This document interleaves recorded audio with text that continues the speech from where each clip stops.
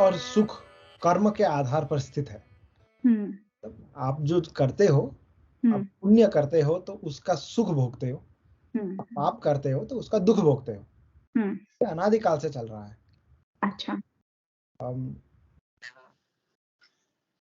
दुख और सुख इसके कारण होता है अविद्या के कारण। अविद्या का तात्पर्य है शरीर को मैं समझना, मैं ही शरीर हूं। जब मैं शरीर को ही मैं समझता हूं, उसी से दुख और सुख दोनों की उत्पत्ति होती है। अब आप दुख के विषय में चर्चा कर रहे हैं, तो शरीर को मैं समझने में से दुख की उत्पत्ति होती है। क्यों?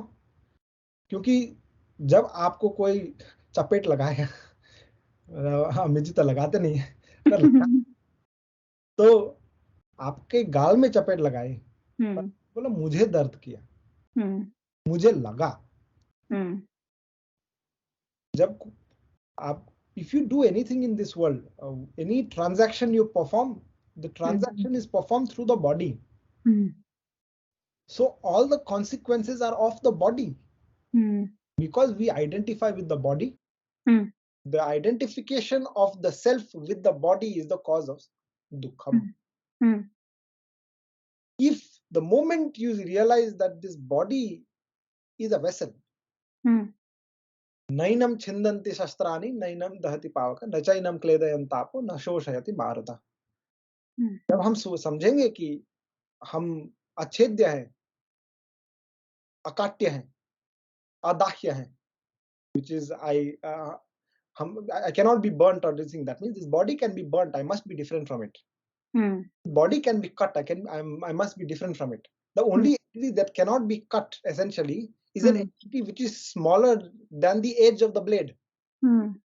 So that I must be that small entity. अणु. तो अगर हम ये अणु हैं,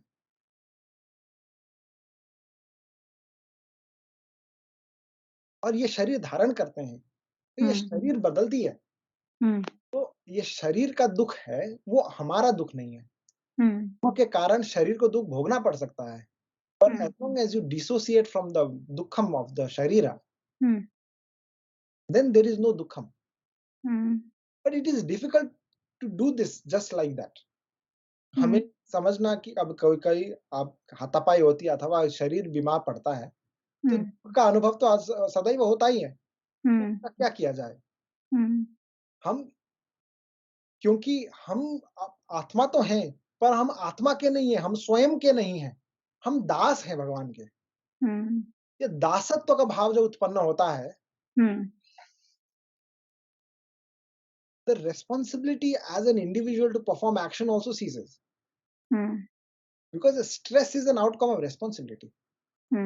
But when you realize that my performance of responsibility is an attribute of Bhagavan, then dukkham will also cease. ये अनुभव का विषय है। अगर आपके मन में विचलितपना उत्पन्न होती है, विचलितपना इसलिए उत्पन्न होती है कि आप कहते हैं ये मेरा मन है। आप मन की अनुभव करें, मन स्वयं ही शांत हो जाएगा। क्योंकि हम मन की योग साधना नहीं करते, हमारे शरीर में गुण का प्रभाव अधिक रहता है। तो जिस प्रकार का सेवन करते हैं, उसी प्रकार का गुण धारण करते हैं। जैसे प्याज लहसुन का सेवन करते हैं, प्याज लहसुन राजसिक गुण का है और तामसिक गुण का है, तो वही गुण शरीर में आता है। और रजस और तमस उतावलापन उत्पन्न करता है, तो शांत स्वभाव नहीं रहता। जब शांत सत्व गुणी नहीं होते, तो ज्ञान धारण नहीं कर सकते हम, तो दुख का तो अनुभव होगा ही। पर जो लोग प्याज लहसुन या शराब इन चीजों से दूर हैं, उन लोगों को भी यही प्रॉब्लम्स हैं, उनका भी कहीं ना कहीं यही है, तो उनका क्या? तो हमने एक उदाहरण के रूप में दिया था। अच्छा अच्छा अच्छा। जो प्याज लहसुन सेवन करते हैं, परंतु देह को स्वयं नहीं स्वीकारते। हम शरीर हैं, even do you understand it intellectually, because we are not, उसकी अनुभव नहीं करते ना। हर क्षण आप अनुभव करते हैं क्या कि हम ये शरीर नहीं है, भगवान के हैं। भोग्यत्व और पारतंत्र्यत्व, हम स्वतंत्र नहीं हैं। सोचिए अगर हम स्वतंत्र होते, डॉक्टर साहब बैठे हैं, अगर स्वतंत्र होते तो हम्म, हमारा मानसिक स्थिति स्वच्छ होता तो 100% सुकार्य होता, शुभ कार्य होता। पर 100% होता है क्या वो टीम में या कहीं भी? नहीं होता, गड़बड़ी होती है। We are not doing that on purpose. We are not, I don't want to kill a patient or I don't want to hurt somebody purposely. But it happens because of the limitation of the self. You have complete control over the self. If you have complete control of the self, the limitation wouldn't be there, no? The fact that there is limitation, you know that I have a limitation.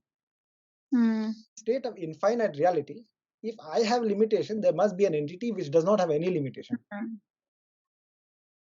So that which does not have any limitation must not be bound by karma, because karma का ही तो फल है दुख और सुख. You can only acquire karma when you perform action, and you are the performer of action. But the Atma essentially does not perform action. It is the body. Atma gives sentience to the body. The moment you dissociate from that, the dukkham and sukham will also cease. For the contemporary audience, हम दुखी हैं, ये आत्मा चिंतन ब्रह्म चिंतन इसमें हमारा ज्ञान नहीं है. हम क्या, हम जीवन काल में अभी दुखी हैं, हम क्या करें? तो the first part of your action has already been performed, where you realize that हाँ हम दुखी हैं. Then you realize कौन दुखी है? कौन दुखी है? शरीर दुखी है, मन दुखी है, और आत्मा दुखी है. आत्मा तो दुखी नहीं होता. तो ये शरीर और मन दुखी है, इसका निवारण क्या है? My suggestion will always be आचार्य की संगति करो. सत्संगत्वे निसंगत्वम, निसंगत्वे निर्मोहत्वम, निर्मोह निश्चल तत्व, निश्चल तत्वे जीवन मुक्ति. जीवन में ही मोक्ष का अनुभव करना है तो सत्संग का प्रारंभ करो. भागवत के संग, भक्तजन के संगत जब प्राप्त होती है, उसी से सद्गति के प्राप्त होने. संकेत यही है, भगवान की कृपा दृष्टि कब पड़ी हमारे मन में, हमारे मस्तिष्क में? संकेत है जब आपको सत्संगति की प्राप्ति होती है. उस क्षण से ही आप you can be completely certain that Bhagwan is taking care of me from now on.